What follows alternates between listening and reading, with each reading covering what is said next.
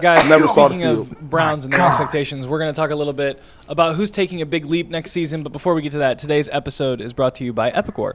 Every team knows the value of hard work and of taking pride in what you build, in practicing with every detail to get the best results. But no player, no matter how amazing, can do it all alone. Working together makes getting the win easier. At Epicor, the all-stars are the hard-working manufacturers and distributors who create and deliver things we all need, from aerospace to electrical to medical devices. Epicor ERP solutions are created by industry experts to help make every day easier. You see your whole supply chain, manage logistics easier, and respond to pricing changes even easier. From small businesses with big dreams to growing enterprises with global vision, we'll equip you with the right tools to move forward, think ahead, and lead the way. Because as the clock ticks down, you need to make the most out of every hard-working minute. Easier doesn't cut corners, easier finds the lane. Discover your success at www.easierwithepicor.com. That's www.easierwithepicor.com. All right, do we have Jason or no? Jason is not here yet. No. All right, we're supposed to go with Jason Lloyd, who is at the news conference over at the Cavaliers, listening to Kobe Altman and his post-mortem end of the season news conference. He was late getting started. I think he was supposed to start at 11, and I know 11:20 he had just started talking. Oh, so. 11:20. So we're probably going to push him back. I would imagine into the second hour past noon. So I guess with that in mind, you want to stay with the Browns and do our topic we had after Jason? Yep. So which players on the current roster do you guys think are going to make the biggest leap this year? Yeah, who do you guys have? Who's the guy that's going to make that leap, whether it's from periphery to a regular player or a regular player to a star? I thought long and hard about this one. And I think there's a lot of names that you could put into the category of at least contenders for the right answer here. But I ended up coming down to an answer I feel pretty good about. And that's MJ Emerson for a couple of different reasons. In 22 and 23, MJ showed a lot of promise. We were really excited about him. Is he one of the best cornerbacks under 25 in football? Is he going to replace Greg Newsome as the second boundary corner before Greg Newsome moved to the slot? We even had the discussion, could MJ Emerson be better than Denzel Ward, which in hindsight looks absolutely ridiculous that we ever had that conversation. I blame Earl for jumping on the MJ Emerson bandwagon too hard. But either way, 2024 was not a good season for MJ. We can all be honest and transparent here. He got attacked. All the advanced metrics, the PFF grades, the basic counting stats, all of it took a step back. When those confirm what your eyes see, it's pretty easy to come to the conclusion that teams had found a weakness in MJ's game. They found certain routes that worked better against MJ. They found certain types of receivers, shifty, faster guys that were able to get open against him. He got abused in the playoff game against Houston. So I say all of that to say MJ's stock is as low as it's been since he's come into the pros. And I fully expect in a contract year for a guy looking to break the bank for the first time in his career, with an entire season of tape now to study, hey, this is what teams found I don't do well. This is what I now have to clean up in my game. I think MJ's on track to not only get back to being the Browns' unquestioned second-best corner, but back into that top 30, 35 overall cornerbacks in football. I still like the size. I still like the technique. Tyvis has taught us a little bit about the one false step he likes to take on his initial step back and break back that I think can be coached out of him.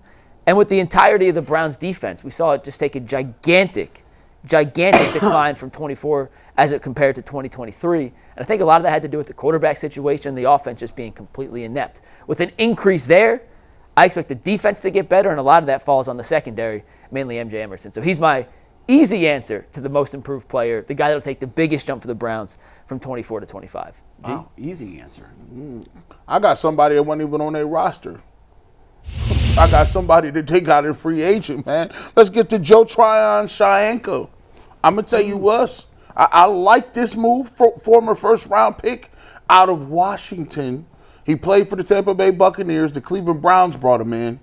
He's about 6'4", 6'5". He's built. If you say that, no one's really built like Myles Garrett, that is correct. But this dude is the JV built Myles Garrett. He's in the JV team. He's one of the dudes looking up to Myles Garrett like, yo, let's That'd be okay. And I say that's fine. The dude can get after the pass rusher. The problem is they had this dude playing in Tampa Bay out of position. They had him playing slightly, like Tampa Bay plays this weird defense. The Todd Bowles Bowles. defense be like, it'd be like stand up, but not really in, but we want you to drop 35% of the time. He's not a dropper in the coverage. He's not used to playing space. He's a guy that was used to coming off the edge in Washington, former first-round pick. And for me, when you look at a guy like Alex Wright, who's coming off injury, Alex Wright, started off the year, he was playing pretty well. I think Joe Tryon-Shoyinka is a guy that could possibly get minutes out there. I like the fact that I like his size. I like his length. He's a more of a traditional defensive end. And he's a dude that has nice measurables. The problem with him was he couldn't get to the quarterback.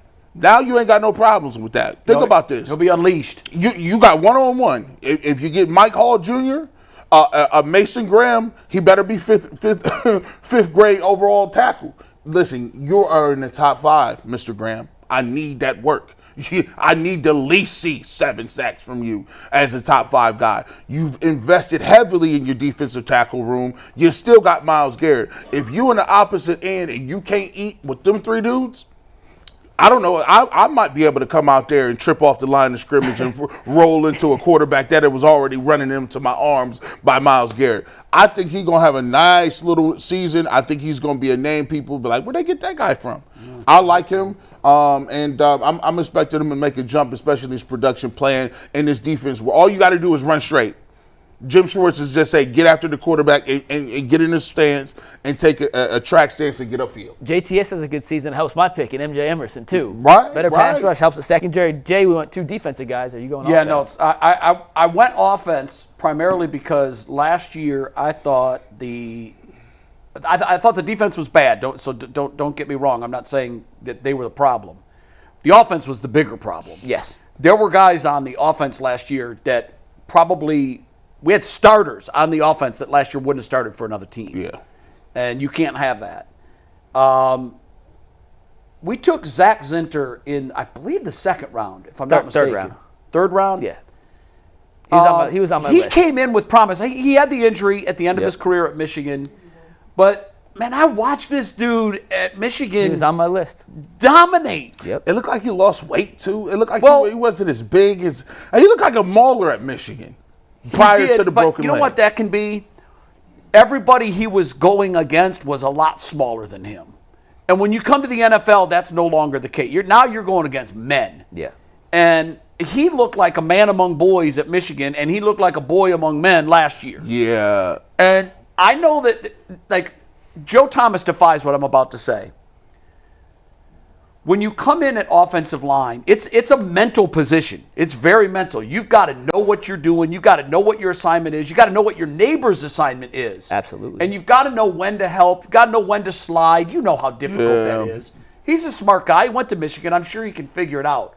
But last year, he just looked overmatched. He looked overmatched physically. He looked overmatched mentally at times. And I don't expect that to continue. I think that this guy's a winner. He's proven that at Michigan. And I think he's probably embarrassed from the rookie season that he put out there. And it's just a hunch that I have because he can't play with the offensive line together can't play worse. And I think sometimes at that position, even though Joe came in and he hit the ground running and looked like he'd been there his whole life, Joe's the outlier. Sometimes there's a big learning curve at that position. And I think after a year under his belt, he's going to come back into this system a year older, a year wiser, a year stronger, I hope. And put together the kind of season that we thought he was going to have last year. If the offensive line in general, if they can come back, this is my biggest question mark.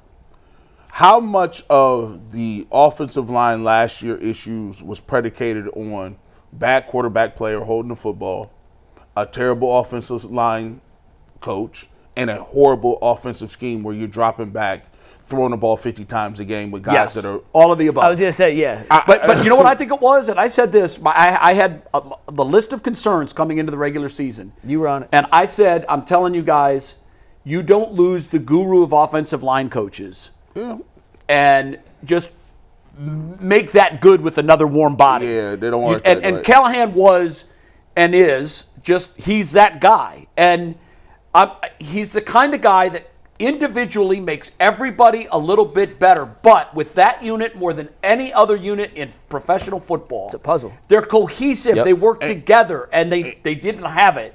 And they all took a step back individually, and collectively they collapsed. When a lot of people don't get this, when you talk about offensive line play and offensive line coordinator, and Callahan was the run coordinator, up front for the offensive line, there isn't no one specific way to block something. When they say, let's go make adjustments, right, they'll go to the bench and they'll be practice something all week. They'll say, we're going to double team the 3 technique to the middle linebacker. They'll change it. They'll say, no. Don't double team him. Hey, we believe we can cut him off backside. So you take him, cut him off backside, and you climb immediately to the linebacker. They do these little things. It's almost like calling audibles. Like it's almost on the fly like switches. on the fly pick and roll. Like it's the pick and roll of basketball. There's 1,000 ways, McNuggets, you could block that up front. And it takes a seasoned coach and people who trust his offensive line to say, I know we've been blocking it, but guess what? We can't block it that way because that guy's coming. He's killing us right now. We got to stop the bleeding somewhere. And that type of thing is something you learn. It's an adjustment thing. And if you ain't got it as an offensive line coach, there was sometimes I didn't know what they were doing. They were like, they couldn't block the man in front of them so much that they just said, screw it. We're not even going to get to the linebacker. We just need to secure the first line first. And so you would see running backs get the ball and there would be a linebacker unblocked. And you're like, who? Go back to the Giants game. Who's that? Was it week 3 when they played the Giants? Giants would end up with 7 sacks, if I remember correctly, and like 11 tackles for loss. Yeah. And it was the same. The Giants didn't run a ton of stunts. It was Dexter Lawrence beat who he was going against. And it you know was what? Bill Brian Callahan Burns sees going that against, twice and says, oh, no. And makes some sort of adjustment. Yeah, it didn't work. The other guy I considered, Jay, along the same lines of what you said, was DeJuan Jones. Because I thought about DeJuan. The leap didn't mean bad to good. It could be solid to great. That's why I said that at the beginning. Yeah. It could be a regular starter to star. And I think DeJuan is the other guy that I really thought long and hard about. I just couldn't say his name as confidently as I said MJ's, which is why I went with MJ, just because of the health factor. And it's going to be, until DeJuan plays 14, 15 games in a season, not even 17. Yeah. He's going to miss a game or two, but he's got to be healthy for more than half the season, which has been basically the barometer of his first 2 years. I liked a lot of what I saw from DeJuan at left tackle. Do I feel confident DeJuan will be able to stay healthy for the majority of a season?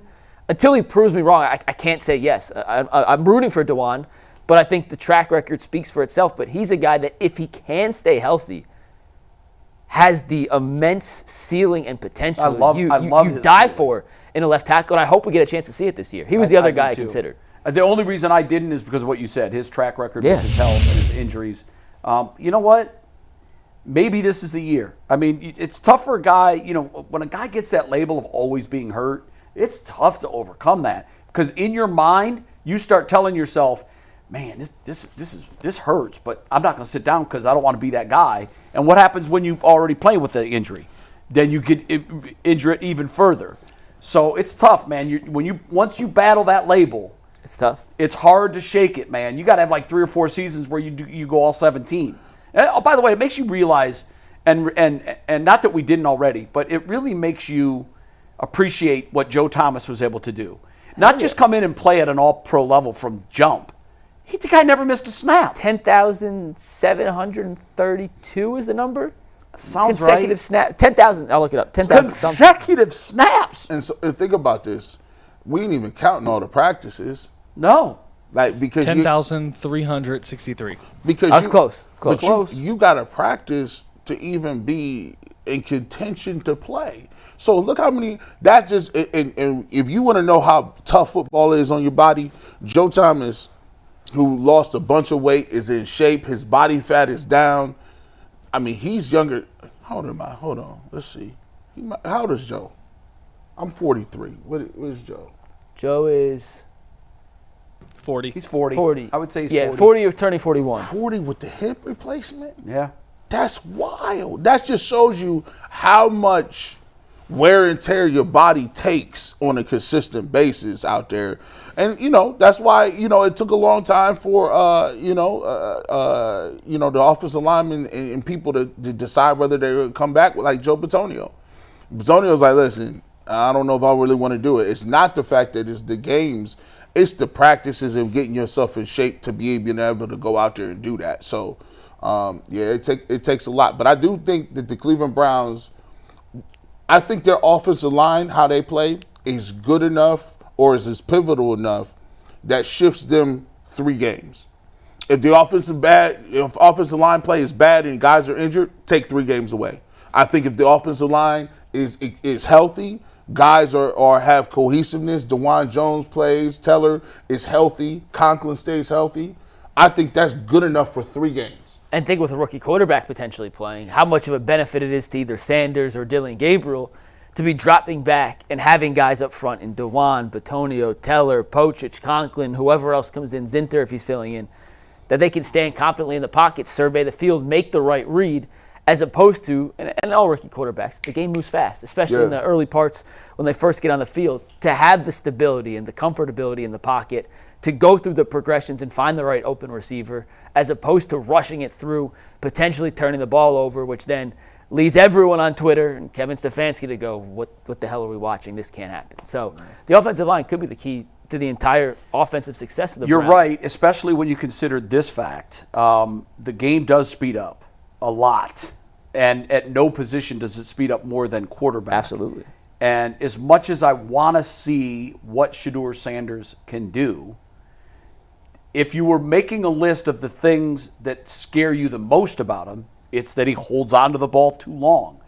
So if the offensive line isn't zipped up and playing at an above average level and giving him time to sort of digest the new speed of the game, he could get knocked out before he ever gets a chance to see what he can do. There have been a lot of rookie quarterbacks whose careers were ruined because they were playing with awful offensive linemen. If you want to look, don't look any farther than Tim Couch. What they did to him should have been illegal. Yeah.